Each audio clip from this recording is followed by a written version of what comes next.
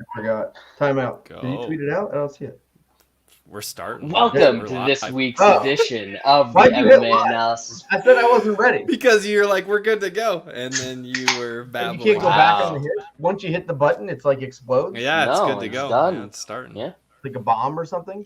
Pretty much. Can't Mhm. defuse it. All right, fair enough. Yeah. So welcome to this week's show. Pretty sad after last week. We're all out of sorts. Yeah, and I get that. So I had Glover inside the distance as a bet. I actually didn't even play Glover straight. I just played inside. But like, I could give two shits about the bet when we're in that fifth round. And I think of all the scenarios we could have seen play out, Jiri finishing with a submission in round 5 with 30 seconds left, it was not on the cards. But that was about as sloppy. I thought Glover made more mistakes in that fight than he has in the last decade. But that to me was one of my that was such a good fight. Like every second of that fight was good. It was fun. It was sloppy. It was great.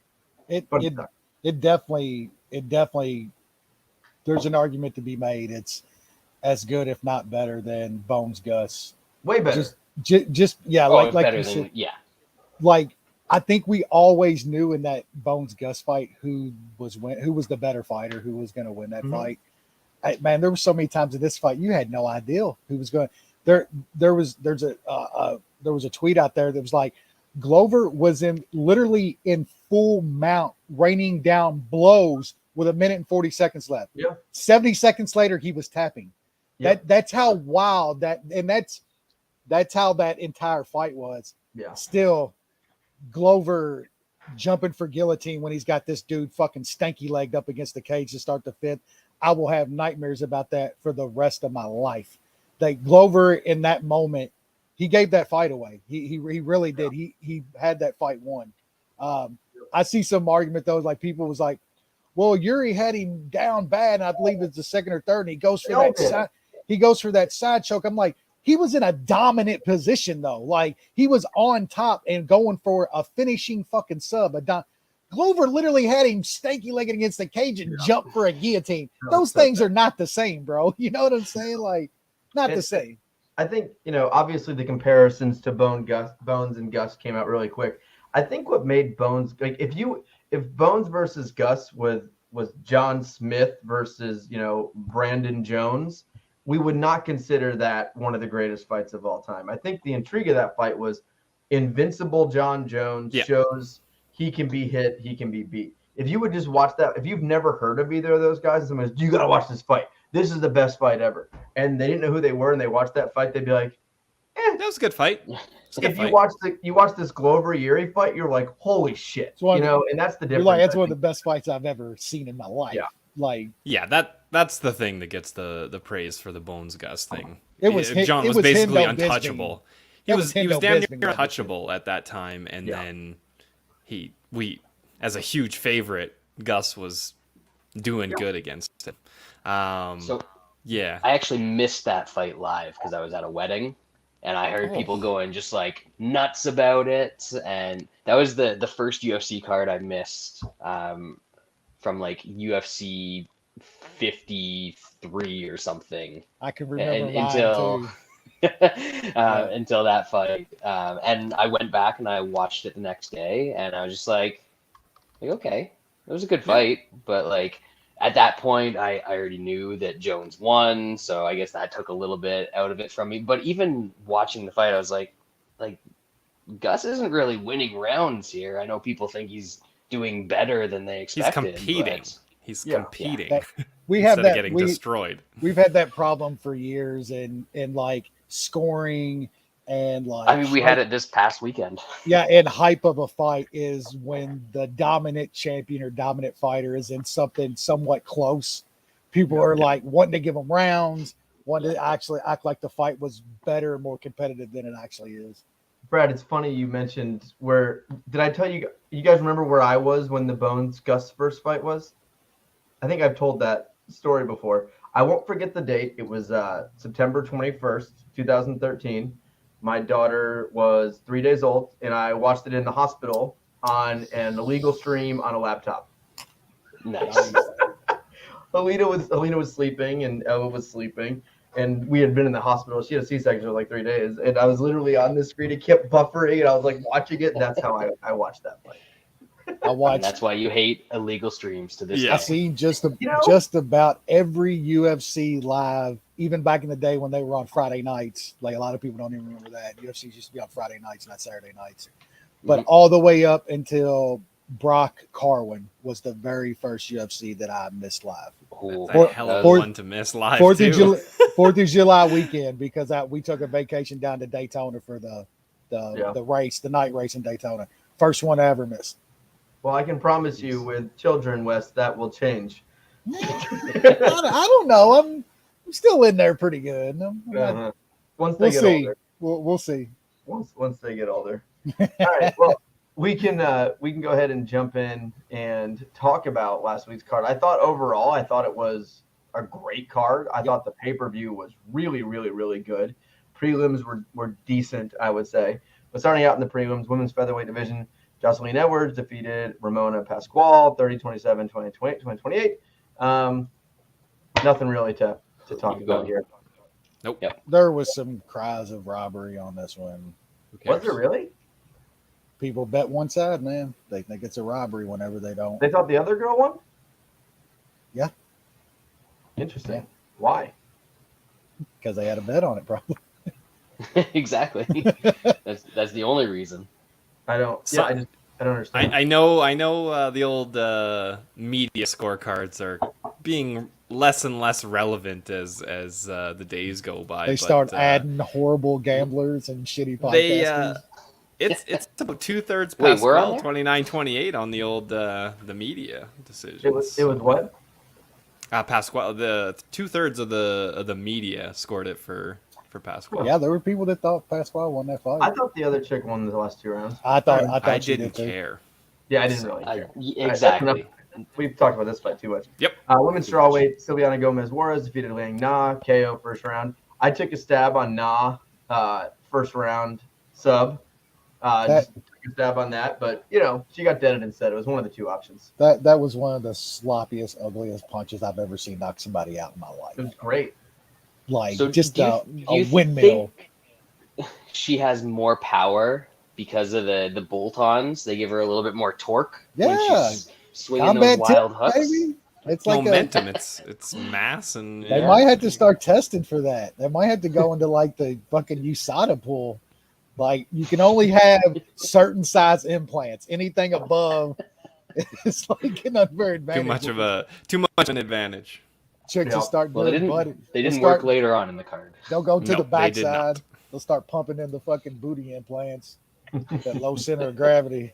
All right, so next, move to the ESPN portion. Kang Kwang Ho, or Kang, I can't ever pronounce the guy's name. He won. Kyung Ho Kang. He beat Dana. Dana lost. I thought he looked good. I don't know. I took nothing from this fight. It's one of the only couple bets I won on this card. The old Kang man. We'll take it. And look, man, he fought very, very smart and conservative in this fight, which usually I try to wrestle more, but usually that's not the case with him. He's usually a wild man, and it was a good game plan. One fight. Yep. Middleweight division, Brennan Allen defeated Jacob Malkoon, decision 29-28 across the board. I know some people scored that different way. I thought Allen definitely won 2 rounds.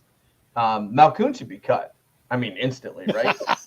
Dude, he's got to be one of the most boringest fuckers that you could ever imagine. As you know, I'm cool with wrestlers. I like wrestlers. I like grappling. I like ground game. There's nothing worse to me than a guy who gets on top that does not throw ground and pound and does not throw and does not try submissions. He literally just lays there. He does nothing. He holds dues well. He's a good holder. Only thing worse than a cage staller is a fucking ground staller. And goddamn, that dude might be both. But usually, like a lot of the ground guys, they at least try to throw some ground and pound or try a submission. He literally just lays there and then complains. Yeah, you'll usually at least get one of those, like they'll reach up and do the couple hammer fist on the head or something. Nothing, bro. You guys are being too hard on him because The 2 times that he actually did try something is he went for Brendan Allen's back and got reversed. Yes. And that's what lost him the fight in the 3rd round. True. Well, he It's could at not least his fault. try to Should've. throw some punches. He could at least try to throw some punches. They should cut Malcolm, and Allen has still got like some serious problems, man. Like serious flaws in his game. I like there. that guy, though. There, I love him, man. Like it's fun, but we're gonna get a minus 350 on him here soon against somebody that's gonna fucking clock that guy. It's gonna happen. Allen's just good to go. Just keep riding the wave. We almost got it here with the decision. You did? Yep. Almost got Hey, it here. 800, man. However you think- 800. However you feel about Malcolm and how he fought and shit, that was actually a good bet. That was a good bet Yeah. at that price, man. Good bets win. Bad bets Not- lose. Yeah, I was gonna say it wasn't that good. Didn't put any Wasn't money good in the enough. pocket. The whole No value, value, like, no mean, value in a losing bet. well, yeah, I always say that. like, oh, it was a good bet though. No, it was terrible. If it was a good bet, would you put $1 million on it? No, but you will say I would still bet that again tomorrow. But It's- what you say is I'll take 800 and maybe fucking 1 or 2 times out of 10 that's gonna probably cash because there's gonna be shit. That's the even worse thing when people go, I'd bet it again. No, if you were going to bet it again, you'd pick I've heard Brendan you Allen. say that, motherfucker. You'd take Brendan But Allen. But you would because you're gonna get a set of judges out of 10 times that fight happens. There's gonna be a set of judges 2 or 3 times that are gonna score that the other way. It lost. We're gonna get him this weekend in Texas. It lost. There you go. There you go. Look for the laying prayers this weekend. All right. I don't. Mahaste. I just started calling him Machete. Machete. Yeah, Defeated it should Steve be. Garcia. That was clean. I like Yeah. this kid. Like everyone was Yeah. talking shit about him, and because he came from the Contender Series, he was a huge dog on that. And I saw a lot of people talking about him. I didn't touch this fight, but I also saw a lot of people laying the juice on Steve Garcia, which is how do you minus? I don't care who he's fighting. Minus 170 on Steve Garcia is not a play. I didn't go the other way here, but that was a pretty good knockout. I really enjoyed it.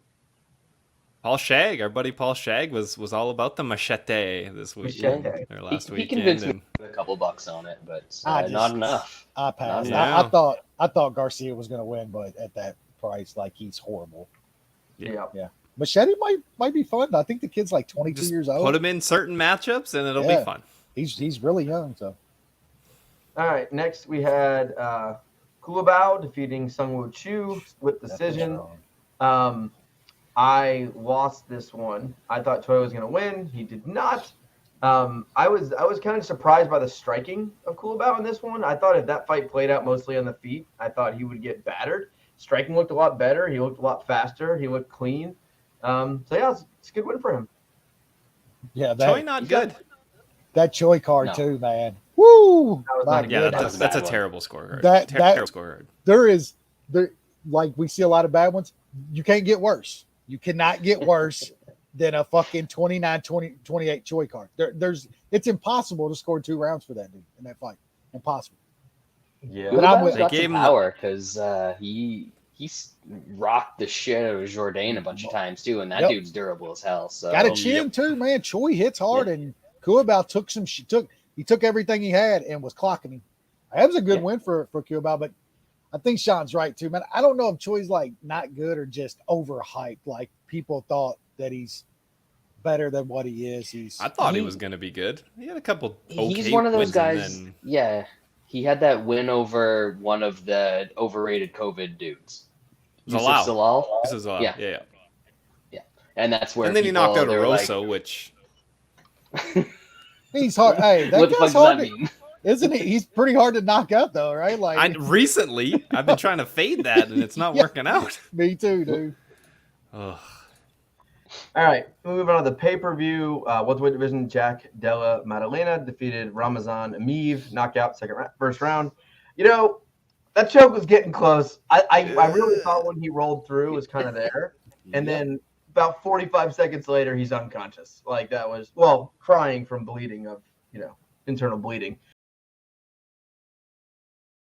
He was never going to finish that choke. He doesn't know how to do things like that. No, he was fucked. He can't win if he's trying to finish a fight. It's his fault. That's not really how that works. He needs to win a decision. I think he was hurt too in that coming into that fight, man. Like he got just like tapped in his rib and just he quit. That sunburn, man. That'll get you. What was that? That was some kind of treat. I think that was some kind of treatment on a rib or something. Like he had an injury. He had to, because that wasn't like some good liver shot or anything. He barely tapped him in the body, and that dude collapsed. He was like, he found the way out, man. That dude was the sunburn, man. It was the sunburn. Just one of those soft Russians. I can't believe I bet. Russians are the worst. All right, welterweight division. Jake Matthews defeated Andre Filo. Woo! Second round. I think was that consensus? Munich. No, that was Munich, unfortunately. Yeah. Boy, man, finally. Easy. That was one of the biggest jumps I've seen from fight to fight of a guy in a long time. I know, like Andre's not like the best fighter ever, but how clean Matthews' striking looked, that was shocking to me. Like that was not why I bet Matthews. I bet him completely different fighter. And take him down. And striking against a dude that you have to respect his power in there. Yeah, his defense looked great too. No, that was spectacular, man. It was. That striking performance was spectacular. I didn't know Jake Matthews had that in him. No. Why has he been wrestling all these years? I don't fucking know. I mean, showed power, just technique. He looked great, man. His defense looked great. Like Fihal's power is legitimate, and Jake looked great, man. I'm glad to see him get a decent win, man. I've bet that guy so many times. I've lost some heartbreakers on him. Yeah. It was nice to finally get one and get a big one on Matthews. That was a great performance. That was a completely different fighter. Again. Yeah, you're right, Sonny, dude.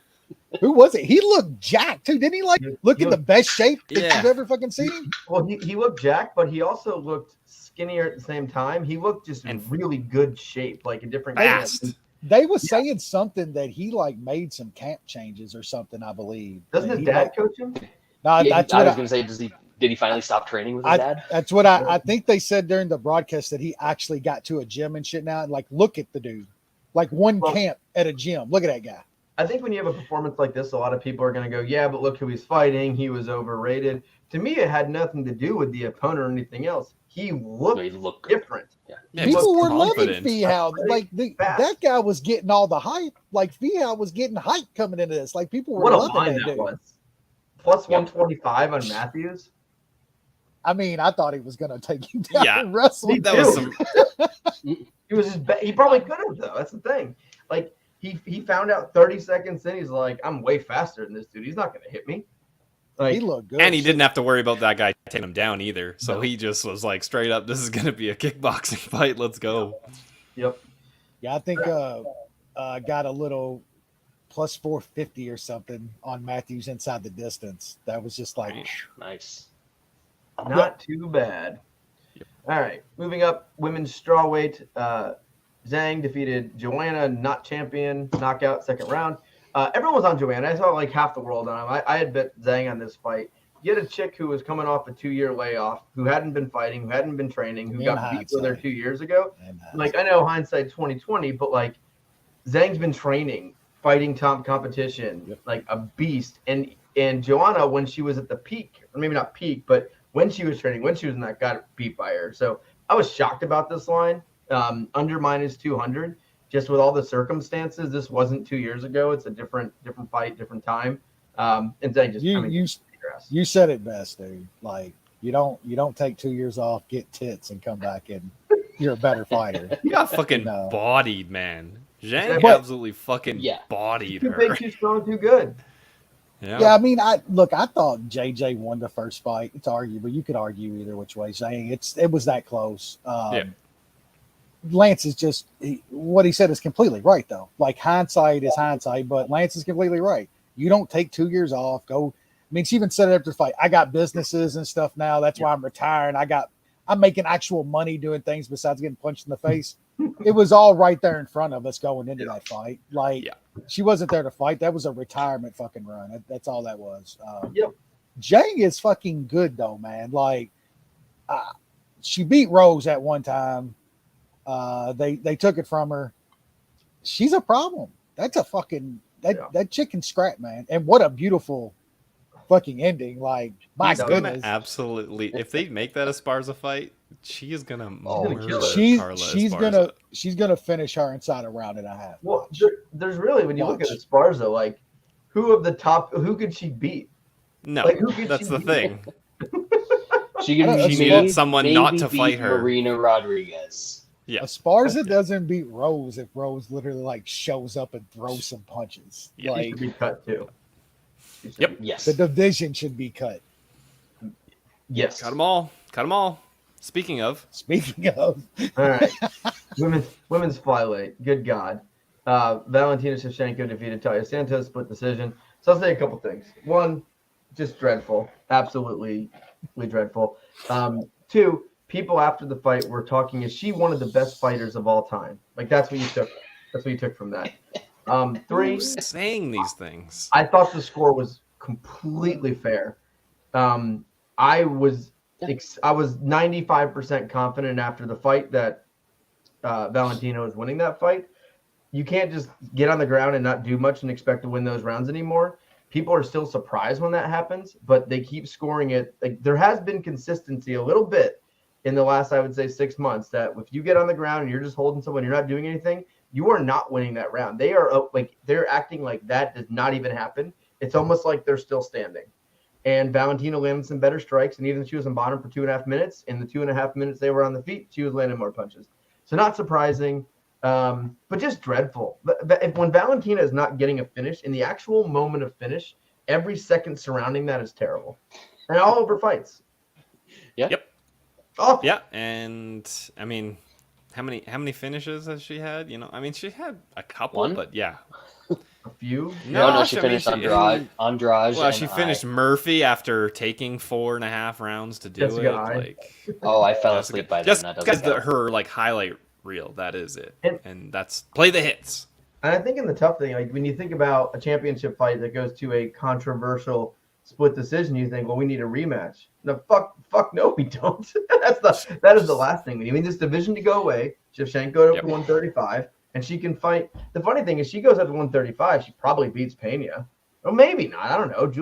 Juliana could wrestle her, but They already Go on. fought once, and Pena got tapped, yeah, But Pena did Pena's wrestle way her. better. and Pena's Pena way was better. at wrestling her, so I mean, she probably could have just laid on her instead of getting subbed. So I think I was on Pena in that Someone's fight. mad at me. They think Santos won LR. Santos didn't win that fight, man. Like, It's we got it. No. And look, I am. We had this conversation in one of our chats like not long ago. I am still a guy that believes in ground control and stuff should score you and can win you fights over somebody landing a few jabs. Like, I still believe if you're on your back and somebody's on top of you controlling you, that should still matter. But Lance is right. It doesn't anymore. And they're being kind of consistent with it. If you're just going to lay on top and do nothing else, you're not going to win those rounds. land, ground, and pound. That's That all is you have the to- biggest. Something. That's the funny thing. It's not even you have to go for subs. You have to advance position. If Just she would have punch. actually, instead of trying to get her back, instead of trying to upgrade her positions, if she would have literally just even stayed in guard and threw ground and pound, just like a bunch, even if you're not landing big shots, they score if you are punching something. If they're not Throw big, what That Shevchenko shouldn't was on be her back. encouraged, though. yeah, Like, Shevchenko was throwing elbows from her back. You're on top. Throw some elbows. Throw a few elbows. They'll Do give you anything. the round. Do Yeah. anything. She literally. Santos did get fucked by the headbutt, though. That's the Yeah, only thing I was going to that say. was a fight about, changer. That But was it definitely about a fight changer. rematch that I won't watch. Shit is happens. that- Yeah, that's just bad luck. it happens. That's just but bad luck. But if you think about it, the headbutt mattered, but it didn't, right? She lost the fight because those early rounds that everyone chalked up to her, she didn't do anything. She just did no, but nothing. if she could win one of those last two rounds, she Maybe. wins the fight. Yeah, and I'm Maybe, not, but who knows if she did? She was also very tired going into the Yeah, fourth yeah, round. that is true. That And is I true. thought I- Valentina was not tired at all. So I think the fourth and fifth round probably would have went the same way, in my opinion. It was more she Yeah. had so many advantages in those first 3 rounds and did not take advantage of them. She didn't take advantage of the position. She didn't throw punches. She was content with sitting there and holding her down. And like we just said, that does not score anymore. Like I bitch about the judges a lot. I think they're terrible. But I will say there has been consistency on how they're scoring rounds. When there's a minute and a half of striking and laying on top of someone for 3 rounds, that minute and a half of striking is by far outweighing the ground control. Yeah, we're not defending Shevchenko's performance whatsoever. Awful. We hate Shevchenko. But Santos did not do enough to win rounds. She just didn't. No. Yeah. I scored it for Shevchenko live. I'm not going to rewatch it, so I'm not going to rescore it. What do you got on rewatch, Brad? When they rematch that fight, whoever shoots first in every round is going to win that round because neither of them can defend a takedown for shit. Well, Vikendra in this app said Valentina kind of stupid for trying to grapple. That was obnoxious how dumb she was. Like, all I could think is, like, when did Matthew Riddle start fighting again in the UFC? There was multiple times where she got a head and arm toss and immediately got reversed and ended up on her back. I was like, what is she doing? This has got to be some of the dumbest shit ever.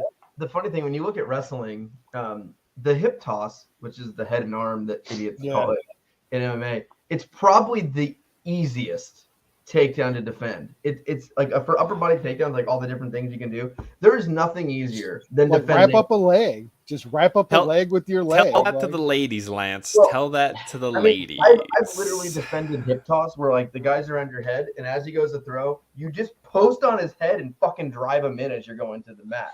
Like it's just unless they're doing a high hip and it's like a big strong heavyweight and they're literally tossing you like up higher. But the judo toss. These aren't 240-pound dudes in judo. You know what I'm saying? Yeah, I mean it's not a.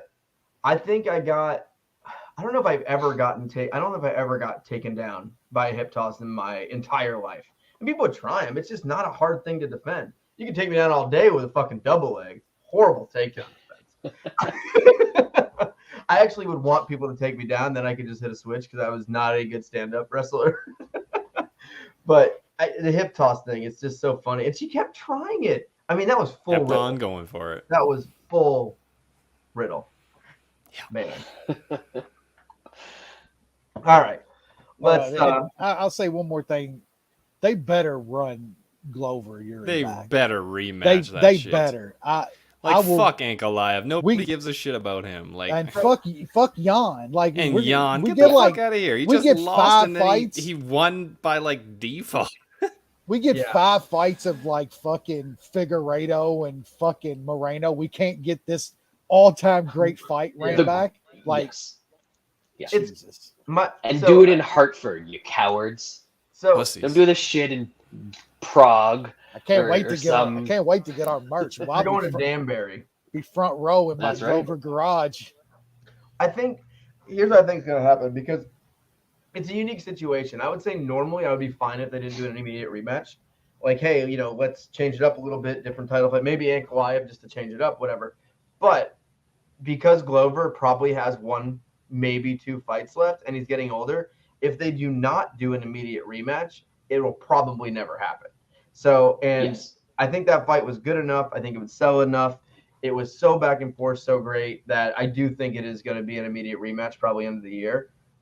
Less confident, I would say, even though the finish is kind of crazy. The fact that Glover couldn't put him away in the second, third round. Times. The Glover had him hurt so many times in that fight. I wouldn't necessarily be less confident in like what happens in the cage. What I would be less confident in is Glover is going to be even older with even more miles on him after that fight. Yeah. That has to make you worry about. a little less confident. What hurt Glover in this fight as well, like he could have finished. He's not mean enough sometimes.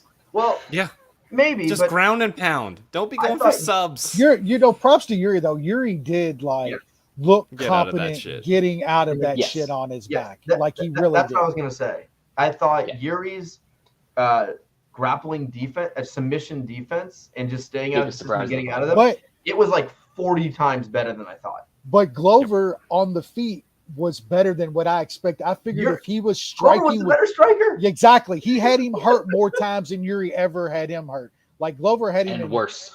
I mean, dude, the 5th round, he hurts him in the beginning, a minute and a half left. He's full mounted, raining blows on Jiri. Yep. How can you not give that man a rematch? Seriously, they will. I think they will. I mean, he stepped. They owe him. They owe him for stepping aside for the Jan fucking.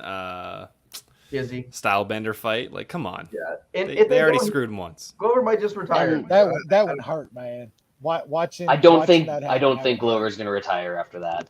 I don't think he's gonna retire. He's got one more like, in him. It depends how They've set the precedent with all of these shitty rematches way too many times to skip over this one. And this is one. This is one where it's going to be good. It's gonna be an awesome fight. There's some rematches where you're like, man, this might not be as good the second time. These guys know each other. So there's no way this is a bad rematch. There's no way.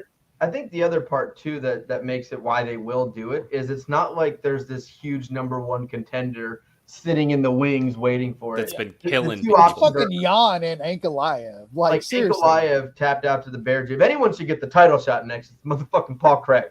That's the fight to make. The bear Jew with Glover on top of him. I'm literally not joking that I think Paul Craig would submit Glover. I don't even think I'm joking. Yuri submitted him, so it would be reverse Glover. It would be Glover dropping bear Jew, jumping into his guard and getting triangle. Some real Glover shit. Dude, I do gotta say, like sub Glover with basically a bulldog choke almost. Yeah, no hooks, no. Yeah. I do gotta say, man, that Jiri is fucking awesome. Like it hurts because I am such a huge Glover fan, and I was of course rooting for him, betting on him. That was an all-time like so good. Huge nuts on Jiri. That man's awesome. That was an awesome fight. That dude is fucking awesome. I love him. No fucks. No fucks. I wasn't a fan of this guy per se, and I didn't rate him as high as other people, and I saw some of his antics and stuff, but I wasn't like a big fan. Like I left that fight even though I was heartbroken. Of like, man, I want to watch Jiri fight every day. The fact, the risks he took and the survival skills that he had, not just from surviving the damage, but man, when Glover has your back, that is a wrap. I'm sorry, that is a wrap almost every time. And Glover had full mount. When Glover has you full mounted, nobody survives full mount. He was giving up his back to get up a few times. That's how confident he actually is in his submission defense, and that was shocking. Fucking, I laid wide open from a fucking elbow, like just got sliced. Man, all time. Jiri's fucking awesome. That dude's gonna fucking whoop some dudes at 205, man. Like he's gonna lose too. He's because of how he fights. Would you be shocked at all if fucking Yan sideshow? Absolutely not. Absolutely not. That's the beauty of this division, I think, right now. That like I think it got stale with John because like there's nothing worse in a way than a dominant title contender. Well, especially when they're not really performing like they should. Yeah, when there's no up and comers. If you look at like you could probably go down to the top 10 at 205, and almost anyone could beat anyone on a given night. Like just like Anthony Smith sucks. He could possibly beat Jiri. Yeah, because he could get his teeth knocked out and then catch a sub. Can you imagine what the fucking Bear Jew would do to Jiri? Bear Jew literally has a chance against anybody else. Yeah. He could win a belt. Yeah, absolutely could. I just hope he can get that matchup because, like, he's got another fight where he's fighting someone that's not as good as him. He's going to fucking dominate. And then, like, what point does he get to fucking jump up, right? He beat everybody that they're talking about for a title fight. So like he beat Hill and Ankalaev. Like what else do you want from this guy? He finished both them. 205 is like it's crazy. Like I think it's bad. What Bones has done over the past few years is he's starting to fade into people's minds, newer fans and shit. People do not understand the championship run and the guys that dude beat on his title run. Like 205 was the division when John Jones was running through it. Hall of Famers, ex-champs, all-time greats in their peak or right around it. But right now, because of the situation, 205 might be the most interesting division in the sport. So the number 10 ranked guy right now is Jamal Hill. You're telling me Jamal Hill couldn't put Jiri dead? Think of what Glover did and how powerful. Like I would bet on Hill versus Jiri right now. I would bet on him. And like you can go and there's all these different styles. Like Paul Craig is ranked 8th right now. Somehow 4 spots behind. Paul Craig is like 4 spots behind Ankalaev. Just if you're curious, he can choke anyone on the division. Jamal Hill can knock anyone on the division. And like it's such a fun division right now. and the Warriors are just stomping on the Celtics. This is great. You hate to see it. You hate to see it. Celtics got out to like 12-2 start. Yeah, it's 35-22. I bet the Warriors after game 1, and everyone said that was going to be Celtics in 5, and the Warriors were dead. I saw like 8,000 tweets about it, and I was like, well, better bet this one. Everyone's always wrong. Yeah. Tremendous. Anyway. I don't have a bet on the series, but I got a nice little one in the works here. Yeah, well, the Warriors went from minus 150 to plus 145 because they lost game 1 of a 7-game That's series. a huge swing, man, for one game. Yeah, I was very happy with that. All right. Thanks. Let's now move on to ESPN card. This card's really good, like top to bottom. Yep. This is a good. Yeah. This is like what we used to get out of Fight Night cards. I mean, Just the fun first scraps fight everywhere. The first fight is one half of the Daukaus brothers. I mean, I'll watch Kyle Daukaus fight all day. All right. So the main event is Kattar versus Emmett. We'll start here at the bottom, which takes place in ESPN 2. Middleweight division, Roman Dolidzevs versus Kyle Daukaus. Yusha. I think Daukaus wins this fight. I think he's got decent enough takedown defense where I don't think Dolidzevs is going to be able to get him down, and I think his offensive takedowns are going to be enough to get Dolidzevs down when he needs to, and he's probably the better striker. It's just a lot of juice to lay on old little Daukaus, so I'm staying away from betting it, but I'm picking the Daukaus. I don't know who Tyler Novak is, but he said that is a lie. The series was a pick 'em after game 1. No, Show him, Lance. You bet him.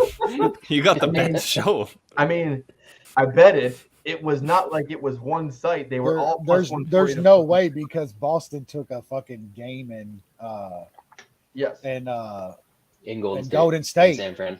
So there's no way. And I'm 99.999%. It was exactly plus 145.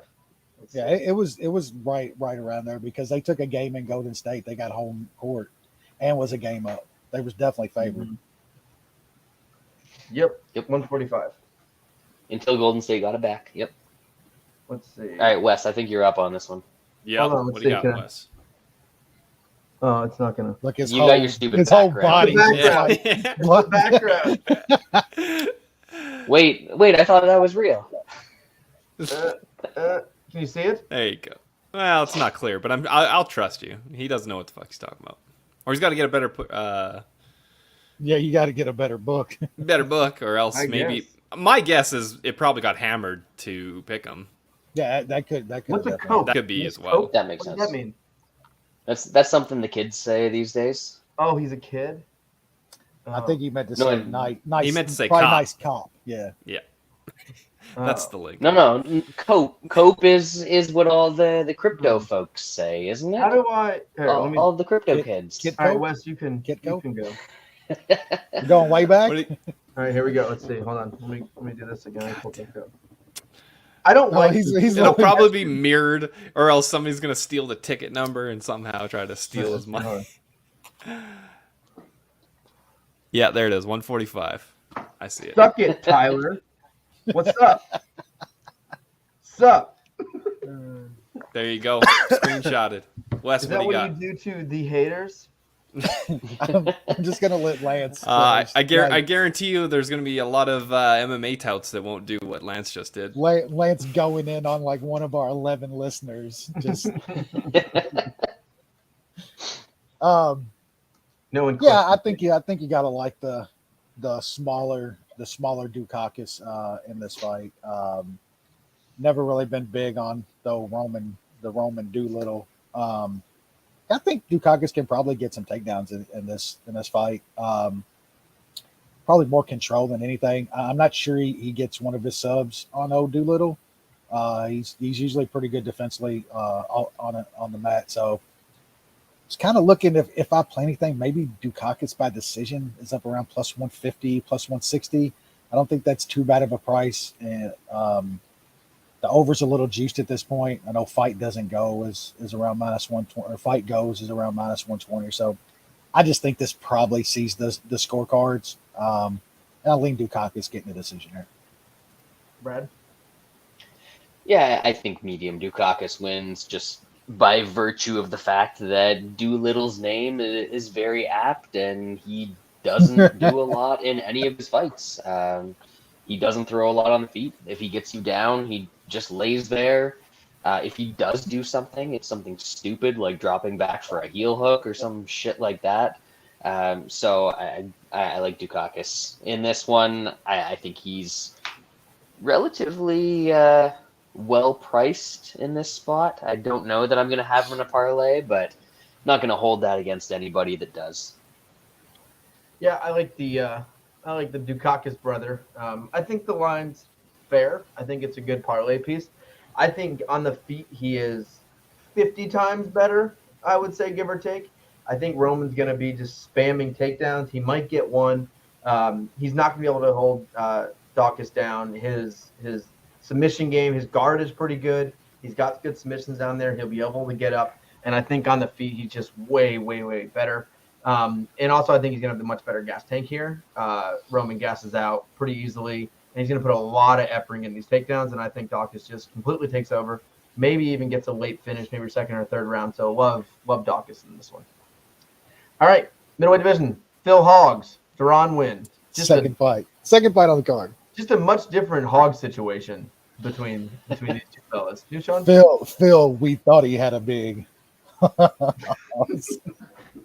He might have a big hog. He's just got a glass chin. That's the, and the cardio is a little rough, but that's kind of what you'd expect out of a fella packing.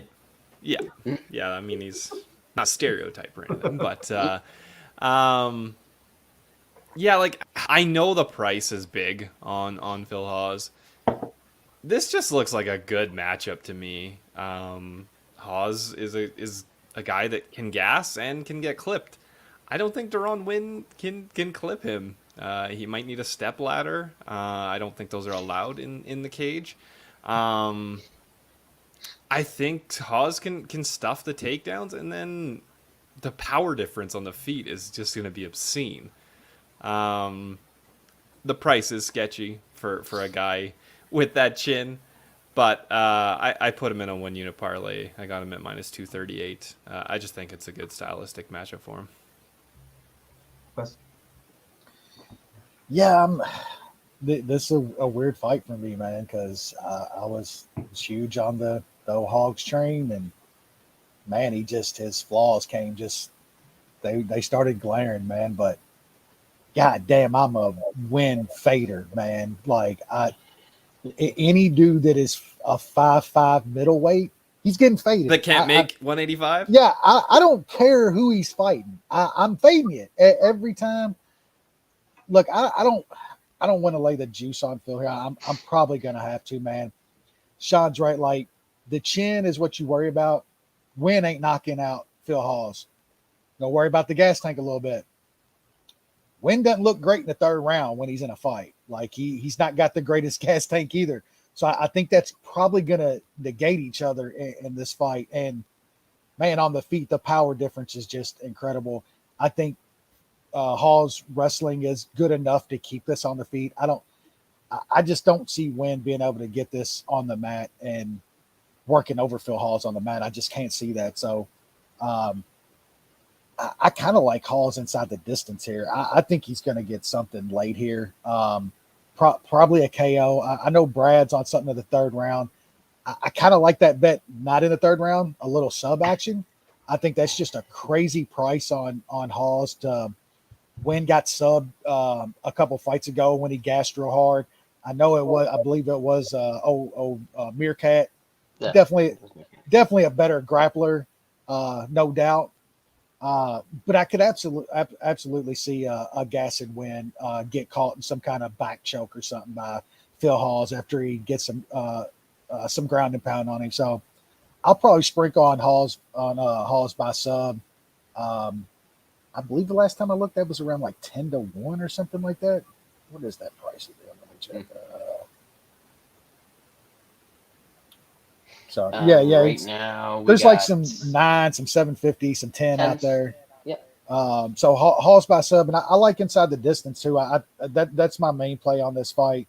I see some plus 130 in spots. and might even sprinkle on a little under 2.5. That's not too badly juiced. Then you're kind of covered if Hawes does get fucking miraculously clipped or gasses harder than Winn. So I'm back on Hawes in this spot, man. It's mainly a hard fade to Winn. I've been fading that guy since he came to UFC. 5'5" middleweight who can't make weight is a massive red flag to me every single time. Fred? Yeah, I'm 5'5", and I'm a fat dude, and I weigh under 160 pounds. So the fact that this dude is 5'5" and dies cutting to 185 every time he has to make the cut, not great. Built like a fire hydrant that fucked a mini fridge and has the same amount of cardio. So I like Hawes here. I think he actually, even though he got knocked out in his last fight, I think that showed what we've been saying for a while, which is his biggest concern is actually his chin, not his cardio. Because you saw in his previous fight that his cardio looked pretty damn good against medium Daukaus. And he had a shitload of output against Chris Curtis in that first round. And he looked damn good. He was fucking Chris Curtis up, like destroying him. Destroying him. I mean, we'll get to that next week, but if Chris Curtis wasn't super durable, Hawes gets him out of there. Gets a first round KO. Yeah. Yep, absolutely. So I like Hawes here. Maybe I'll just try and get something early on the board and do some Daukaus and Hawes parlay and get that out of the way. And Bob's your uncle.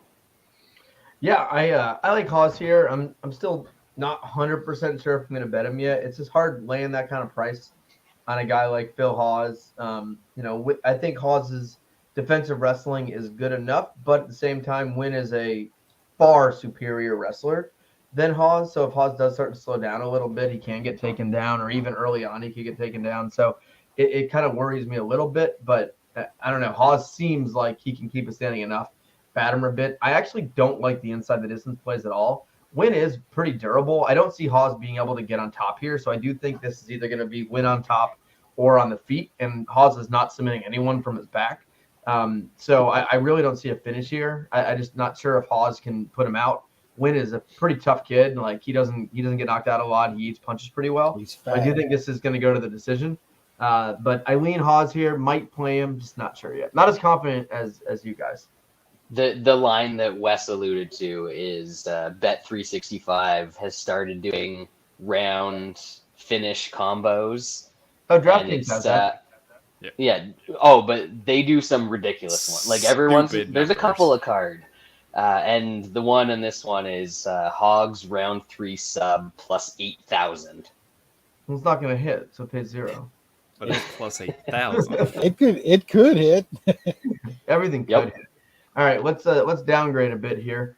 Bantamweight division, couple guys off a shit ton of losses. Eddie Wineland, Cody Stamann. This is almost a thank you to Cody Stamann after taking a pretty tough fight his last one. I'm guessing that's what it is. He had Nurmagomedov last, so maybe they're just saying thank you. Here's an easy one. You, Sean? That may be true, but I think they also, UFC told Stamann, if you can't finish Eddie Wineland, we're cutting you regardless if you win or not, because he has 0 finishes in the UFC, and if he can't get one here, he can't. It's over. It's over. I kind of hope he doesn't finish him, just for the for the laughs. Wineland knockout's playable. Oh, good luck, sir. Stamann should beat the corpse of Eddie Wineland at this point.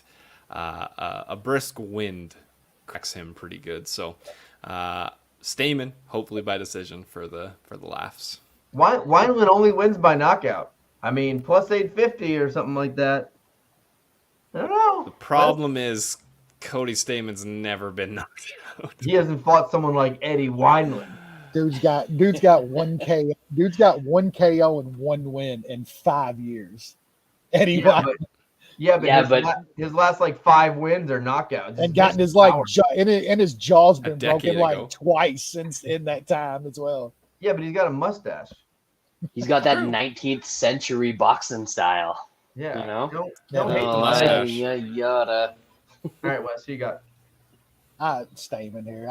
Stamann's he's getting Wineland out of there. It's gonna happen. Plus 150. I'll take a little bit of that.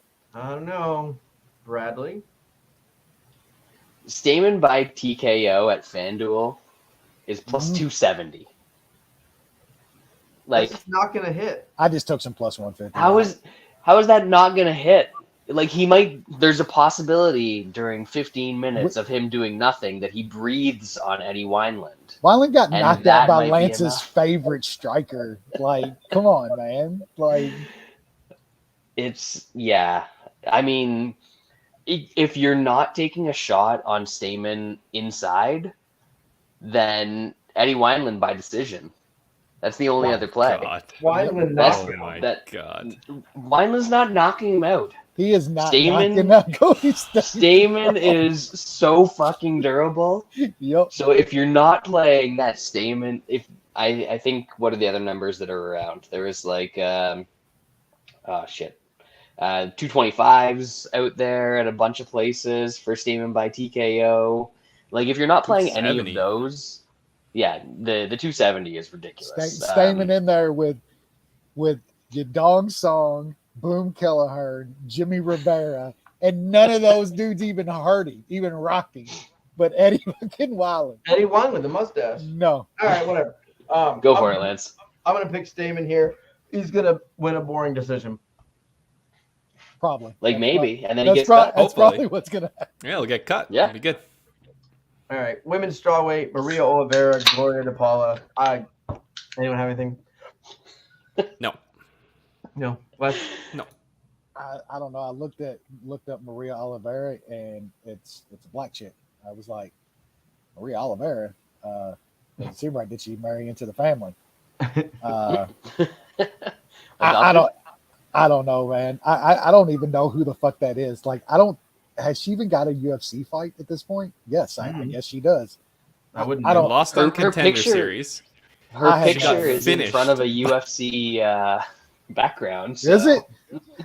She got That's finished fake. by That's Marina gotta be Rodriguez on the Contender Series. Marina Rodriguez. I've heard of her. fake. She the fought Contender. Tabitha Ricci a couple months, or in October of Actress? 2021, apparently. She fights old actresses. Christina? Yeah. Is that her No, sister? no, Casper. let's, that's her sister, right? There's a lot of fights. Let's move on. Featherweight division: Ricardo Ramos, Danny Chavez. New shot. I feel like this is kind of a get right fight for Ramos. I just don't think Danny Chavez is very good at all. Ramos, I mean, even in his losses, he's shown some good skills. I thought he looked all right against Tugmiov. I just think he's the much better fighter. I got him in a parlay with Hawes at minus 109 for a unit. Wes. Yeah, I think Ramos. He's gonna have problems with guys that can body him and out wrestle him and get on top and stuff and control him. And Danny Chavez, that's just not how he fights. Danny Chavez is gonna stand and try to box. That's just how he fights. He's not very good at it. I think Ramos kind of wins this fight however he wants. They're putting him in there with a sort of durable guy, but somebody that he can get right against. And I like Ramos as well. Probably put him in a parlay, but I think Chavez is pretty tough though, and he stays in there in most fights. So I'm not sure what Ramos by decision is. I would think that's some okay plus money. That might be something I take a little shot on. I think it's around even money now. So kind of like Ramos by decision. Brad. I think that Danny Chavez's only success in the UFC was 2 rounds where TJ Brown refused to grapple him, and he kicked him in the leg a bunch of times to the point where TJ Brown couldn't walk, and then lost the 3rd round to that guy.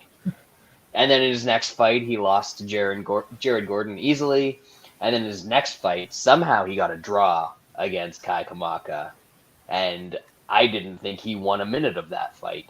So Didn't I they don't know cut what happened. Kakamaka after that? Yeah. they did. Yep. So somehow And now Kamaka's- Kakamaga's putting on fucking shows and like, what is it? Bellator. Yeah, he was Like, in he's actually Bellator at their Hawaii card a while ago. Yeah, he's putting on like good fights, knocking dudes out and shit. UFC.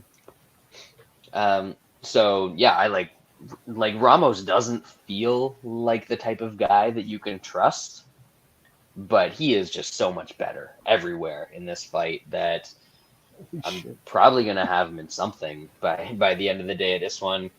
I don't really love that decision prop around even money. I've just kind of learned to not bet those. Be better. Maybe Ramos can grab a sub somewhere in there because he's a way better grappler than Chavez. But sub plus 420 is the best that's out right now. Might just throw him in the parlay. Yeah, I like Ramos here a good bit. Danny Chavez is terrible, and I think if Ramos was actually smart here, I would prefer him grapple. Strike a little bit, but I prefer him take him down. I think Ramos doesn't usually take the best path to victory. He kind of takes the toughest path to victory. I wouldn't like him to do this. Chavez isn't good, but he has okay enough boxing, and Ramos does find himself where he gets in trouble when he shouldn't. So I think if Ramos can mix it up, works a little wrestling, I do think he could get a finish here. I would not be surprised if he's submits him. He can get guys back. His submission game is pretty good. I think the price being under 3-1 is pretty playable to put in a parlay. All right, let's move on. Welterweight division: Court McGee, Jeremiah Wells. It's a wild number to me. I guess there's people just loving what they've seen out of old Court McGee in his last two outings against the likes of Claudio Silva and Ramiz Brahimaj. Wells is he's pretty good, and he's scary violent. It kind of sucks that he's like 35 years old. He would be a fun fighter to watch. Like he makes things fun, that's for sure. I think he's athletic enough to keep Court off him, and when it's in striking range, this is going to be bad for Court McGee. I know he's shown just crazy, good durability. He also hasn't really fought that many hammers. I think this is going to be a bad one for Court McGee. I think this is the end of the line. I love Wells. I got him at plus 105. I got 3 units on him. The dude impressed me when he was able to take out Warley. I expected him to gas. I live bet Warley, I think, after the first, and dude came out and was still in good shape. So I think he'll be able to fight for as long as he needs to, and I think he puts out Court McGee. Wes? Yeah, I've been fading Court McGee here for a while. I got him good against Condit, and man, I gave it all back in the past couple. But man, like Sean said, look at the dudes he fought, like literally as good a matchups as Court McGee could get. 2 dudes that are going to be good early. Court McGee stays in there tough, wears on them, they'll fade late. That's exactly what happened. Court McGee is not great anymore, man. This dude's pushing like 40 just anymore. Yeah, was good. Yeah. Well, his body and shit was in a whole lot better stuff than all the beatings this guy's taken. He might be 40, but he's 60 in drug addict years. That's true. Those organs. Did you know that he used to be addicted to heroin? He was. Yeah. Wow. I know. Shocking. That's news. Yeah. Does anyone else know this? I'm not sure. They've never mentioned it. I'm kind of surprised that one of the 17 Access journalists that cover MMA hasn't written up a story about that yet. Crazy. Yeah, it does suck that Wells is 35. That's like really old to be as like young and started in the sport as he is. The Warley fight, great win. I was still skeptical.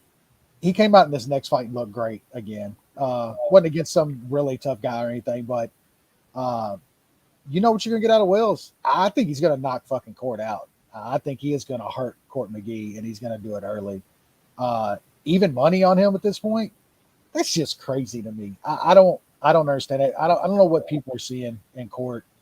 Now watch, I'm going to have a massive bet on Wells, and he's probably going to beat the shit out of Court for a round and a half. And Court's going to steal the second and third and win another decision. But if that happens, so be it. I'll be wrong once again. But I love Wells in this spot. My favorite bet on the entire card, and I will have a massive bet on him. Brad? I'm on Wells as well. I mean, I feel like I've had a pretty damn good read on Court McGee over his last bunch of fights. Didn't you you've won on him the past couple of times, right? I didn't win. I didn't bet him against Brahimaj. I passed that one. I won on him against Claudio Silva at even money because like Claudio Silva shouldn't be even money against anybody. Yeah. I won on Condit against him. I think that was definitely a Munich that Lance and I had on Condit when he faced. Obviously. That's very Munich of us. Yes, and it came through, and everyone was like, "Oh my god, I'm so shocked this happened." My mind is blown that Court McGee didn't use his incredible wrestling to somehow outgrapple Carlos Condit. They paid him not to shoot. Sean was on the show the next week saying that exact thing. They paid that man. Court McGee beats one type of fighter. The guy who has no cardio, no wrestling, but needs the fight to get to the ground. That's not Wells. Wells can beat him on the feet. Wells can probably out-wrestle him if he needs to. And Wells is absolutely fine on the ground in this one. Way better athlete, not a former drug addict, so you know that's in his corner. I'm on Wells at plus 105. I don't get it. I don't think Court is good. He's been even money against two really bad fighters his last time out. He was a favorite against Carlos Condit before then. People have just been like looking for spots to fade him after that Condit fight, and I mean, this is it. This is the one. How is Wells KO plus 450? Is that's got to be like off or something, right? Because Court never gets knocked out. I still, I think Wells is a fucking banger, dude. Like that dude bangs. So, I like Wells here a good bit. I was originally looking at the inside the distance, but then it's like, why? I'll just take the plus money here. I mean, Court has, say what you want about him, like I do all the time. He's been finished once in his entire career, like over 30 fights. So like this is the guy who's getting old. He's getting old. He is, and I think there does come a time where that the flip switches and you just go out. And Wells could be that guy. Wells is powerful. I think he is. And Wells also has decent wrestling, good submissions as well. I think there's a lot of ways he can finish this fight. I think he's just going to out-athlete him here as well. He's just a bigger, stronger, faster, more powerful guy, and he's better anywhere this fight goes. I wouldn't be surprised if he wins the first two and loses the third. That's just Court's game. But I think at plus money, this is a hammer bet. We all like this one. So this will be the consensus bet of the week is going to be on Jeremiah Wells. All right, let's move on. Hold on. Was a bullfrog. Was he? He was. Now he's going to be a heroin addict killer. Do you guys have anything to talk about Jasudavicius versus Natalie Silva? Man, it's a tough choice. Banger. You got a Canadian that's minus 250, and she beat the likes of Kay Hansen. Oh, Kay Hansen doing the hardcore porn now, from what I hear. No, that's an elite win. Is that real? No. Yeah, she's fucking on video now. No way. Yeah. Really? Yes. Where did you see this? Well, I mean, I know like all of them got OnlyFans accounts now. I knew that. There's only I'm not joking. I'm not joking. She got cut and just gave up. That's a high level tier of the OnlyFans. I mean, she's got to be going after the sitting around in your trailer doing meth, wanting to watch a little porn clientele, right? Like, that's the kind of. So there's a lot of crossover with UFC fans there. If a chick being on OnlyFans, if a chick being on OnlyFans is already a fade, how much of a fade is it if they're cut from the UFC and they just ramp up the OnlyFans Where to did you read degrees this? never seen before. Lance, On the internet, Lance. He's like, I gotta see. It's just surprising. No, she's not even attractive. That's the weird thing about the whole OnlyFans thing with all these chicks. Yeah, I know. Weird. I mean, like, Don't matter. Felice did it right. She just kept it like ankle down. You know what I'm saying? Like, she hit it like on the right spot, ankle down. All right. Let's move on. I know. Wait. I know we joke about like I don't know who this is. I literally have no fucking idea who Natalia Silva is. No, I'm not. Well, she joking. hasn't fought in 2.5 years, and this is her debut. Yeah, she's fighting. She was fighting in like There you jungle go. fighting shit. Yeah. Where? How did she get on? Where did they find her? Everyone wants to fight West. Keep it down. over there. OnlyFans. Wes? Yeah. OnlyFans. Is that? I mean, are we really? Would we be shocked if Dana's been pulling chicks just scrolling OnlyFans at night? Like after No. like an 8-hour blackjack fucking run, he just goes. And, Absolutely not. Absolutely not. So bad. All right. Let's move on. Bantamweight division. Adrian Yanez, Tony Kelley. What a dipshit. Maybe the dumbest guy in the UFC. Nishan. He really is, and I want Yanez to knock him the fuck out. But this is why we can't have nice things in MMA, because the trash human being has a possibility of getting through that and just grinding on this guy and winning a decision and extending his 5 minutes of fame. I hope the striking is on point for Yanez and can pick Tony Kelley apart, and hopefully he can stuff some takedowns. That price on Yanez is probably a bit too high, but I don't really want to bet Tony Kelley. Wes. yeah, man, that's a pretty steep price on Yanez.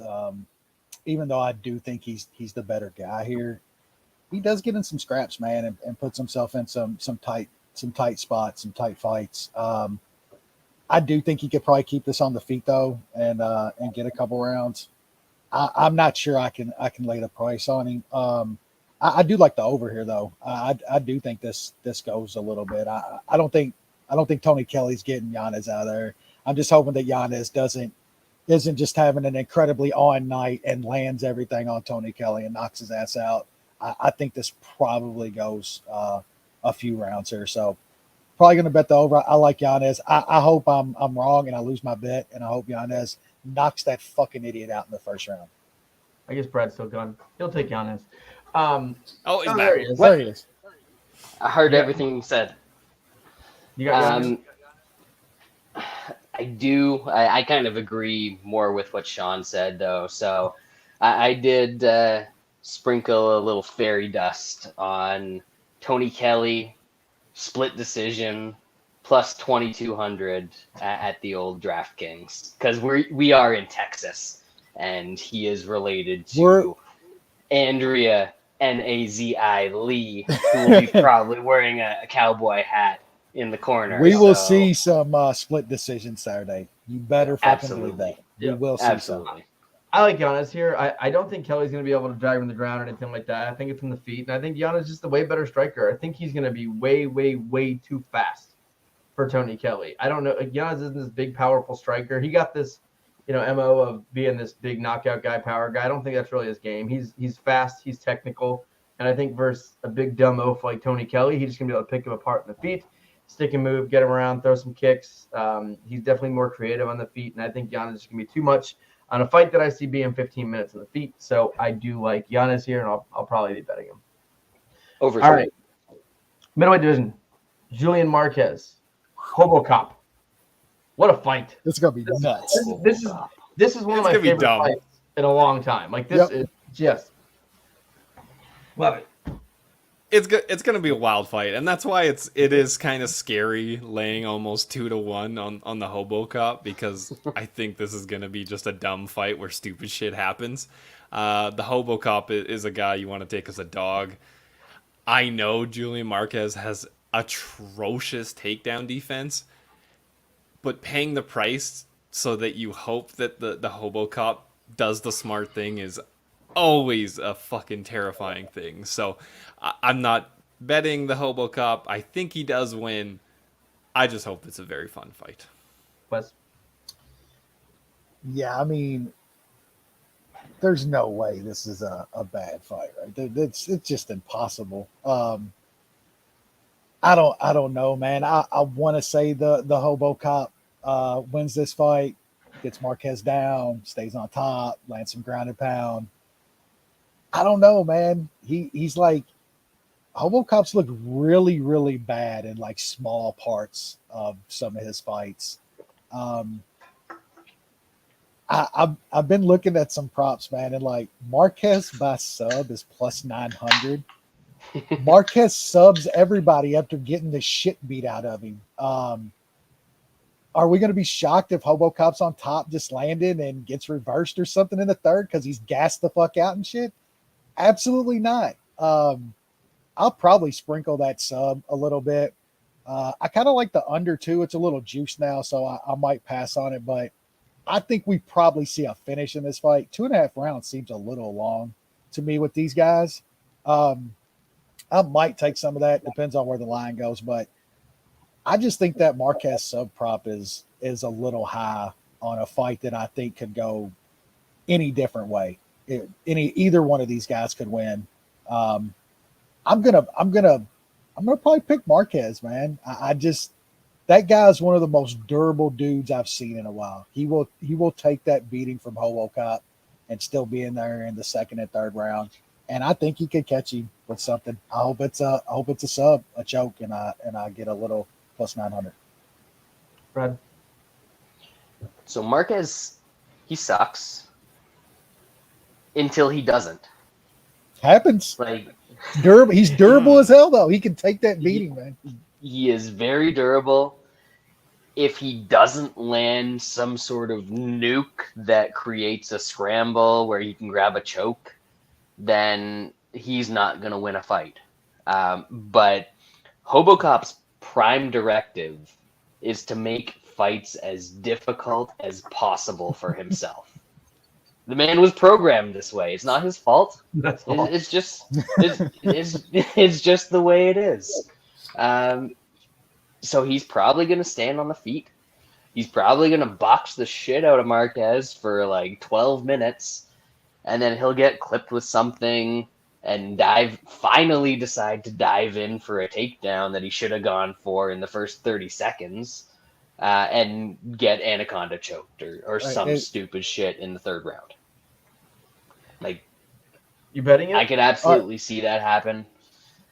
But my love for the Hobo Cop is going to make me have to sign. Yeah, I can't. I won't. I can't betray my man like that. So we're gonna pick Hobo Cop, and that butthole is gonna be clenching for 15 minutes because honestly, I don't think he's gonna get Marquez out of there. So I don't know what Hobo Cop is by decision, but I think that might be a bit of a look in this one. It's got to be big, right? 320 plus 300 plus 320.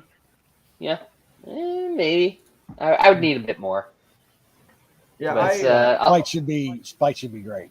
Should be great. I've been going back and forth in this one a little bit. Not as much on a side, but just in general what I'm betting.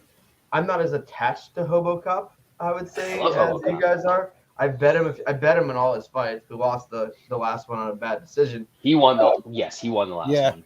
Yeah. He's not getting Marquez. Like, I originally thought under.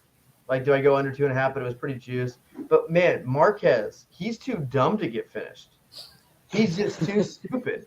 Like, he cannot. He was too dumb to fuck Miley Cyrus when he had the chance. Yeah. Yeah. He fucked that up. Yeah. How do you fuck up banging Miley Cyrus, bro? He's just a dumb guy.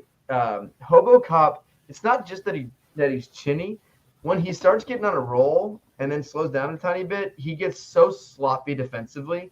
He leaves himself open to everything. Like the one talk fight about a robot. Talk about a robot. Let him get tired. What was the one fight that he won and he almost died against Park?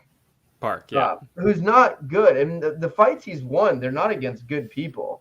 No. I don't know. I think Marquez is gonna withstand the beating, and I think after a round, Hobo Cop is he's just waiting to get knocked out. I think his chin's up in the air. Marquez, and I think a sub is possible, but I think a knockout is more likely. And Marquez inside the distance is plus 275. And I actually would probably make that the most likely outcome of the fight.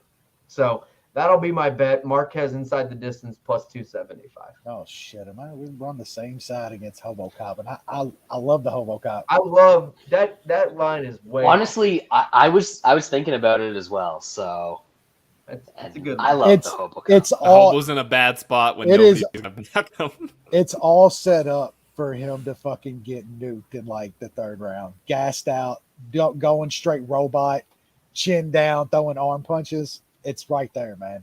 It really is. Bet 365, Marquez round 3 plus 1600. Woo! Yeah, that's.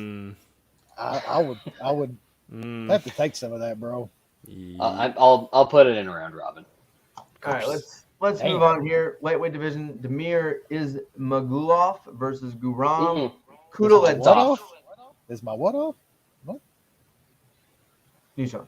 I heard it was on, but apparently it's off. I don't know. I don't know much in this fight. I think Damir is probably a bit too high of a favorite. He can get clipped a bit. It seems like Gwar has some decent power. Ismagulov's the sharper striker. He might be able to take down Gwar. So I'll pick him, but I would not lay the juice on it. Wes? Yeah, I don't really have too much on this fight. I do think Ismagulov's the better dude here. Just think this fight probably ends up a little boring. Probably some long distance kickboxing, some dumb leg kicks, shit like that for most of it. I think if you like Ismagulov, you probably should just maybe look at decision as some plus money. Absolutely.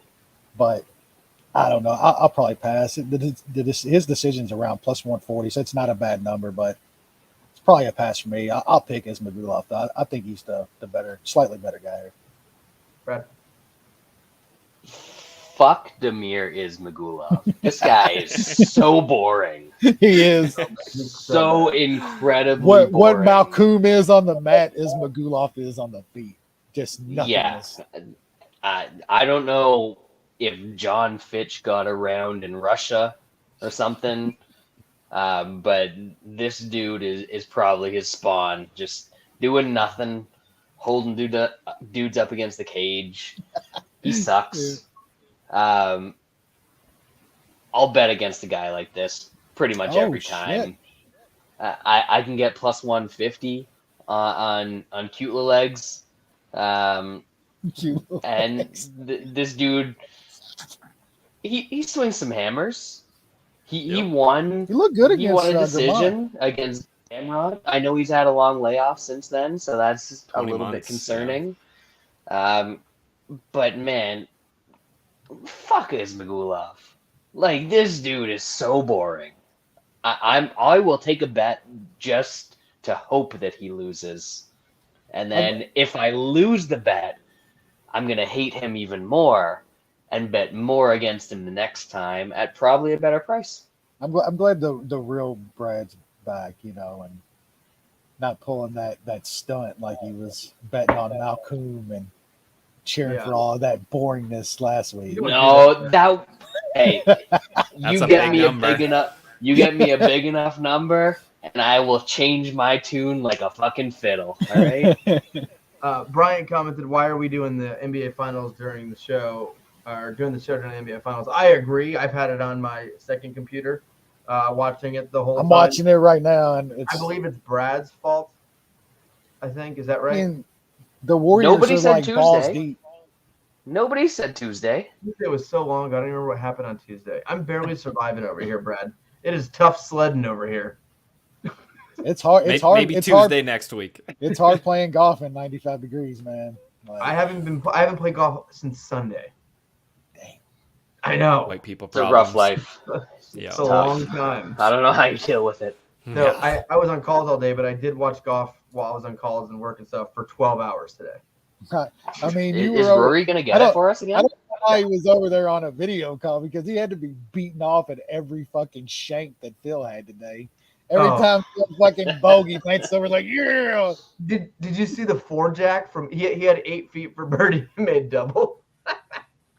That dude's thinking about dropping fucking half of his Saudi money on fucking college football fucking futures. We should be able He's to just like, how can I get one of these chicks over in Saudi Arabia out of their burqas? That's all I'm looking at right now. We should be able to fight these guys. You know? Oh man. I feel like that's fair. Like that should be part of the package. Like I'm even fine. I'll fight DJ. Like he's bigger, but that's not a tough guy. But all the cocaine, bro. We don't want to fight a guy like that. I'll just hit him once in the nose. It'll be a fucking river. Yeah, there's no way that man's got fucking 2 nostrils. That's got to be one at this point. And Bryson, that's big, not tough. Oh yeah, he'll sue you. You punch that guy once. Yeah. The chump is a sewer, right? Yeah, he's not a fighter. He's I'll sue you guy. Yeah. He's got those mirror muscles. All right, let's move on. Oh yeah, I didn't break down the fight. Ismagulov is boring, but I think he wins, and this fight sucks, and I hope there's something else on TV during it. All right, middleweight division: Joaquin Buckley, Albert Duraev. You Sean. It's a number that's also fairly wild. Banking on Duraev, who. Man, like him getting clipped by Kopylov and then not finishing Kopylov when he had so much ground time. Big red flags. Is he going to be able to get Buckley down? Probably a couple times. When it's on the feet, I don't know. Buckley's got some power. I know he's not very good. I just don't want any part of this fight. I'll pick Buckley and Toutmaster. Duraev is just, I don't think he's that good, and he's getting kind of hyped as a decent fighter. Wes? Yeah, I think we got a Russian hype job in our midst here. Duraev is not a minus 225 dude even against Buckley. There's just no way. Maybe he's okay. I just think Buckley's getting a little disrespect here, and I've never been the biggest Buckley fan. He's okay, but he's got better wins in the UFC than Duraev, and man, that wasn't a great performance last out from him, and now he's minus 225 against a proven dude that's gonna throw some hammers. Yeah, you got to worry about Buckley getting fucking humped on here, but we just talked about it at the beginning of the show. If Duraev just lays on Buckley for a few minutes, but Buckley lands some hammers while they're on the feet for the minute it's on the feet, are they going to give those rounds to Buckley in Texas? I hope so. I'll probably have to take some Buckley here. Like I said, I'm not the biggest Buckley fan, but I think this price is a little crazy, and I'm not sure Buckley gets a finish here, but might have to. He might not want to see the cards in Texas. Buckley by KO, I believe, is around 2-1, somewhere around there. Probably take a little bit of that as well, but yeah, it's definitely dog or passer. I think Duraev's just he's a Russian hype job at Buckley's 2-1 in the money line. Knockouts plus 330. Oh yeah, the money line. My bad. Yeah, knockout at plus 325 or whatever. You got to take a little of that. Brad, I needed a beer. Can you? I'll take my time. Take a long time. Take your time. I'll take my time. Duraev reminds me of durian, the tropical fruit that doesn't taste that bad, but it smells like absolute shit. If you smell it, it'll probably make you puke. This guy, if you smell him, I assume that he'll probably make you puke, because he's one of those guys. You look at his Tapology picture, he's standing beside a Mercedes-Benz, like he's some sort of Sean O'Malley or one of these fighters who makes actual money. I'm sure he's funded by the cartel over in the Middle East. Who are the Azatar brothers? Those dudes the suitcase brothers, the bag brothers. The bag. Yeah, they got the bag. Yeah, what was in the bag? I think he rolls with the same people, and I think he sucks. He was minus 400 against an absolutely terrible fighter last time and almost lost. And I almost hated myself because I didn't bet the guy that was the underdog against him. Roman Copypop or whatever his name is. I'm taking Buckley here. I'm going to take some Buckley. I don't think inside makes sense because I don't think that Buckley knows what a sub is. So we're going to take some Buckley TKO, plus 330, plus 325. All those things are out there. I think those are good numbers. Actually, I'm looking now. Dime says inside at plus 320. So might as well take that. I'm not a complete idiot. But Duraev sucks. So let's go with Buckley here, even though he's not great either. I forgot a bottle opener. I took as long as I could, man. But Buckley, I get why everyone's on Buckley, and I feel like this is a bet I always make. Fade a guy I don't really like, fade a Russian versus a guy with knockout power. He can catch him, blah, blah, blah. I lose on these bets a lot. I want to bet Buckley, but I'm going to try to not bet Buckley here. He is very not good. He can be late on this entire fight. It's he a could Russian be finished dance. on the crown. There's a lot. There's more ways. There's way more ways he's going to lose than land a big shot. And I feel like we all are, me personally, these are the spots that I feel like I bet on around 2-1 or bigger dogs where I'm like, he can land a punch. You know, Duraev has been knocked out before, but he hasn't been knocked out in a long fucking time.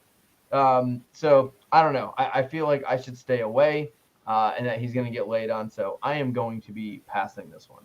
All right, let's. So what you're saying is, in lieu of the normal dog walk, the obvious dog walk fights earlier in the card, I should wait until the main card starts. Yes. Watch the HoboCop fight because that's going to be insane. And then have a huge good hour dog walk. Yeah, I think that's the way you pick these next two boring fights. Yes, I think that's clear. All right, this fight's gonna be fun. Welterweight division: Kevin Holland, Tim Means. I'm gonna go open this beer. You had a bottle opener? Yeah, smart. I'm still not sold on Kevin Holland at 170 or Kevin Holland in general. That first round against Cowboy, he was in a little bit of trouble. Tim Means is a dude that is gonna put it on you and test you. He throws a good amount of volume. I know Holland has this huge reach, but Means is a guy that uses his reach well. So I'm curious to see how this fight is gonna go because I think Means can make this a dirty fight, and it's going to be a close one, I think. Grappling, it could be kind of a wash. Both guys getting takedowns and some scrambles. On the feet, Means has some good volume. So I put a unit on Means at plus 235. I think it's worth a shot. Holland's kind of still getting a bunch of support based on his name. I just don't know if he's actually good. Wes? Yeah, Kevin Holland's been very, very good to me over the past couple years, especially once his little COVID run got to its end. The fade was in. And he started fighting guys that had any fucking semblance of some skill.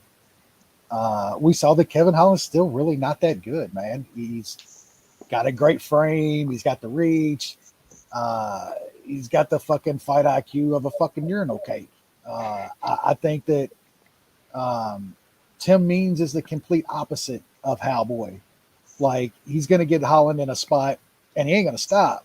Like, Holland might hit something where Cowboy will fold up. We know what Means is going to do. Means is going to throw down. I think Means is, like Sean said, he throws a lot of volume here. It's going to look good for the judges. I think if Holland's you can get guys to the ground. I don't think he's got like good takedowns necessarily. He does decent trips and shit like that and gets dudes to the ground. But man, Means is great scrambling. Means has just tremendous defense on the mat. I don't see Holland controlling Means or catching some kind of some stupid sub. So This price is getting crazy, man. Like Holland is getting up to like 3-1 and shit. Like seriously, you can get Means at 250 now. I know. Like Tim Means, proven dude. We thought he was starting to lose a little durability, and then that went out the window his past few fights. He's looked fucking tremendous. Holland's still out there on a name or some hype, some promotion type shit, in my opinion, to be minus 300 against Tim Means. That is fucking stupid. I'll take some dirty bird here to dirty this fight up and probably get a decision against Kevin Holland. Brad? All right, here's Kevin Holland's COVID run that got him to be a minus 300 in this fight. Beat Anthony Hernandez, fluffy, in round 1. Okay. Beat Joaquin Buckley, a welterweight midget, and took 3 rounds to do it. Beat Darren Stewart, a British grappler, by split decision. Beat Charlie Antojitos based on a neck injury. Destroyed the corpse of Jacare after he got that was extremely sad. After he was about to get his shit pushed in on the mat, but some weird stuff happened. Lost to the 2 good fighters that he actually fought. Lost to the next, maybe good fighter, but then it got overturned because of a headbutt. I still don't think that one should have been overturned. And then beat Howboy, who... dominated by Howboy. Did I freeze up there? You froze. We thought that old Kevin Holland. He's coming back, Alex. And then beat Howboy as a huge favorite. That everyone that bet him as that favorite was like, "Oh, Howboy's gonna quit," and he actually didn't make Howboy quit in that fight. He actually got him out of there. So good for him in that spot. But it was way dicier than people expected. So not an impressive run. He's facing a durable guy who's going to come forward, who can kind of match him in terms of striking from distance, who can kind of match him in terms of all the stuff that Holland actually does well from inside the clinch. And I don't think that Kevin Holland's going to go to his grappling in this one. So I think this is just going to be 15 minutes of competitive striking. And I took a shot on Tim Means. I think I also grabbed a little boost that one of my sites had at Means KO or decision at plus 375 because that was kind of a silly number as well. And I don't think that he's going to submit Kevin Holland. So I like Means here. I got a little bet on him. I do not agree with you guys. I think Tim Means at this point is he's a super, super washed up version of Kevin Holland. They're kind of similar in ways, how they move forward, different things, ground game-ish. I would say similar in terms of submissions. I just think Kevin Holland is younger, better, tougher, stronger in this one. And I don't think Means is going to be able to take over. I don't think he's going to be getting in those bad spots. I like Kevin Holland a good bit here. I think he's going to make this one actually look pretty easy. I do think he gets a finish. I think Tim Means is just done.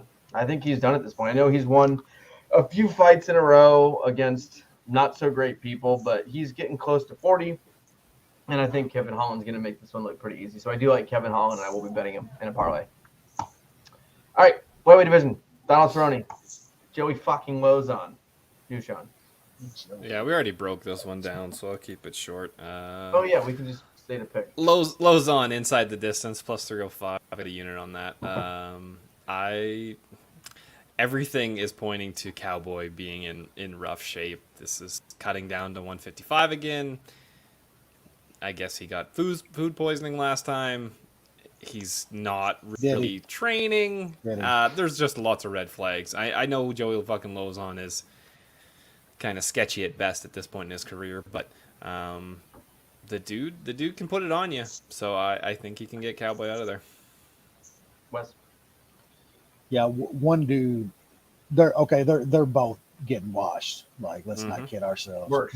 One dude is they're called the Commanders now. One dude is still training to fucking fight guys and wants to fight guys, wants to be in a cage throwing down. The other dude is making fucking Fox Now fucking straight to their app movies and shit. You know what I'm saying? Like, Joe Lauzon is gonna fuck Cowboy up, and like food poisoning. Nah, Cowboy did a fucking rough cut, is what happened to him, and they just fucking got his ass out of there. He's gonna have to try to do that cut again, so hopefully his fight doesn't get canceled again. But like Lauzon here, Lauzon at plus money, Lauzon inside the distance is still like plus 250. Yeah, I'll take some of that all day. Fred. Yeah, Cowboy doesn't want to be a fighter anymore. I mean, this is a dude. You can't fault him for it either. This is a dude that's been around for like 15 years, taking on anybody. He's an OG. He's an OG, man. Like even if he never came to the UFC, the fights that this man had in the WEC were incredible and would put him up there with a lot of guys as one of the most entertaining fighters ever. And then has as many UFC wins as anybody ever. Exactly. You know what I'm saying? So he's had a ridiculous career. He is entitled to not care about absolutely destroying his body to hop in a cage and punch somebody else in the face and get punched. And he's one of the few that's made some actual money where he's well off. Yes. Well off. That changes a man. It does. Yeah. It changes. And now he's acting in Thailand or whatever the fuck he's doing. And when that first fight got canceled, Joey fucking Lauzon went back to the park and started training, you know, pushing cars and shit, you know, doing all the stuff that you do in Boston. And Cerrone went to film a movie, and then it got canceled again. And Cerrone went to go film something, and Joey Lauzon went back to Boston and started doing some more training. Joey fucking Lauzon is gonna come out, and good Cowboy was a slow starter. Bad Cowboy is an atrocious starter. And I think that Joey fucking Lauzon's going to put it on him in the first round. I think he's going to get him out of there pretty quick. I don't know if it's TKO. I don't know if it's sub. Could be either. Could be one that leads to the other. But I've got some Joey fucking Lauzon here. Inside, round one, money line, a little bit of all of it. Oh. Yeah, I had it last time. I had it again. I will have it again, bet, but I like Lauzon here. He is to Brad's point, he is a very fast starter, and Lauzon's skills and everything else have gone down like any aging fighter, but he's still extremely aggressive, and he immediately on the bell, he is going to move forward, he is going to punch you, he's going to work for takedowns or whatever. But I think in this fight, he's going to want to trade. I think he's going to want to stand and trade with Cowboy here, and Cowboy's offense has taken a big dip, and his chin there is nothing. He got knocked out by Connor's shoulder. I mean, like there is nothing left, and he's like fragile now too. He is. Like he even licks it. Yep. Lauzon has like sneaky finishing abilities, and he's finished almost all of his fights. His takedown or his he has a bunch of knockouts, and if he does hurt you, I think even Cowboy maybe being equal in grappling. If Cowboy's rocked and hurt, Joey Lauzon can easily submit Cowboy. He drops him, which Cowboy gets dropped all the time now. Lauzon could easily sink in a choke. The inside the distance is plus 275. That just seems off to me versus a guy who's done. He's done. He's getting one less paycheck. This is it for Cowboy. And I do agree with Wes. Like, food poisoning the night before, like when you're eating, he's in I don't know where the fight was. I think it's in Vegas. So you're eating like some food in the casino or hotel, wherever you're staying, and you're the only one that ate there that got food poisoning. He's probably getting like prepared meals from it's bullshit. chefs and shit. He ain't getting no fucking food poisoning. He had a bad cut, whatever it is. So I like Joey Lauzon here. This is gonna be Phoenix. I think we're at like 70 in a row, give or take, and we're like been hot. Sounds right. Sounds right. Yeah, I won last week, so must have won every week. Yeah. What did we have last? Oh yeah, we had Jake Matthews. Easy. Yeah, easy. God, Munich just can't rolling. Yeah, and we hit Rory on Sunday. Finally off the golf. You're welcome. You're welcome, Lance. We're gonna hit Rory again this week, aren't we? We hit, it's funny. It's funny how golf works. How I bet it with basically like the big odds and like how I bet it is. I've hit 3 winners this year. This is the worst year I've had in golf ever. If I win this week, I'm up on the year.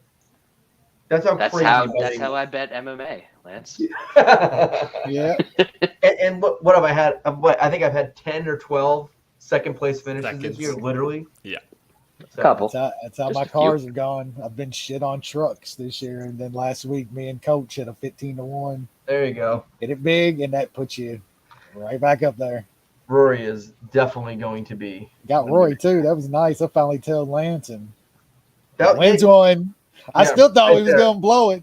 That fucker blew at 3-shot lead. Well, I was like, so I was playing golf on Sunday, and I had in the cart. I just had my phone like sitting up like this.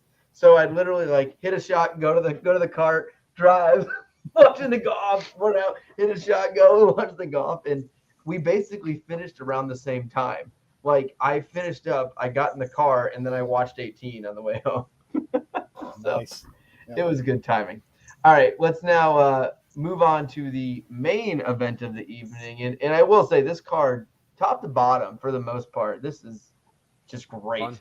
And we have a good main event here. Calvin Kattar taking on Josh Emmett. You, Sean. Josh Emmett has a lot of power, and Kattar gets hit a lot. I'm curious to see if he's able to withstand that power. He's obviously the much cleaner striker. But Josh Emmett might have some, like, near the top, the amount of power at this weight class. He's dropped every one of his last 7 fights.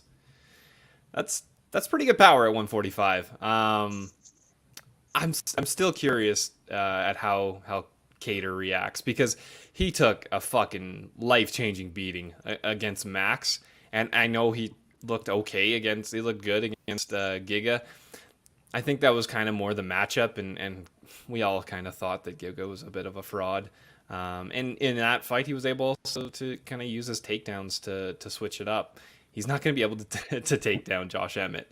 So I kind of like the shot on Emmett here. I just 25 minutes is a long time. I know it's probably going to be the big cage, so that's going to work for Kattar's defense and kind of getting out of there, but that's just a long time to withstand the power that is Josh Emmett.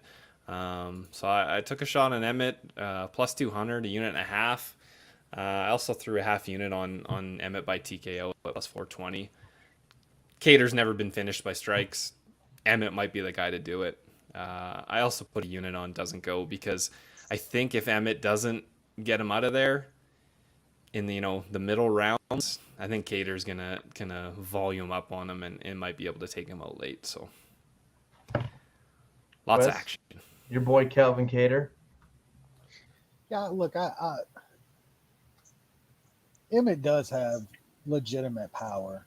Like, I'm not gonna argue that, but he doesn't like get all the better dudes out of there.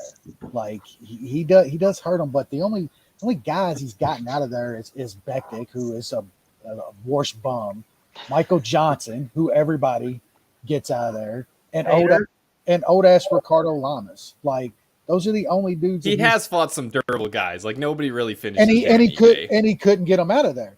And That's you're talking about the next dude who is as durable as they come. Yes, Kattar does get hit by strikers like Max. And then, like, Giga is like, think what you will about him, he's a good striker, and Kattar embarrassed that dude. Kattar's by far the more technical guy. He's going to have more output. You're just worrying if Emmett is going to fucking clock him and knock him out in this fight, in my opinion. And I'm just not completely sold on Emmett having this one punch knockout power against guys as durable and as slick as Kattar is.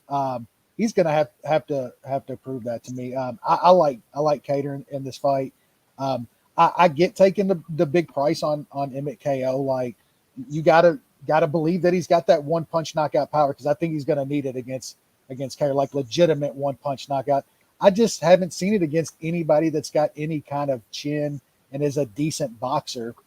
And, Ige and Burgos aren't on the level of Kattar in that department. So I like Kattar. I do like the under or fight doesn't go here.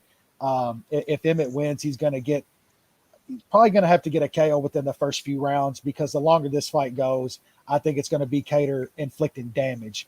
Whether he gets Emmett out of there in those few rounds, I don't know, but he will be inflicting damage on Emmett, and I think he could get a finish later in the 4th or 5th round. So I do like the fight inside the distance or the under some plus money, 4.5. I just think Kattar's just a better striker here, and this is going to be a kickboxing match. And if Emmett can't knock him out, I think Kattar's going to run away with it late and just be mounting massive damage on Emmett. Yeah, Kattar has not been finished in 28 careers. Has not been knocked out in 28 career fights. You need otherworldly power. I just haven't seen it with it. I get that he does have power. He drops guys, but he doesn't get durable dudes out of there. He just doesn't do it. It's proven. He couldn't get Ige out of there. Couldn't get Burgos out of there. Oranta is going back. Des Green and shit. He couldn't finish these guys. I don't think he can finish a guy like Kattar personally.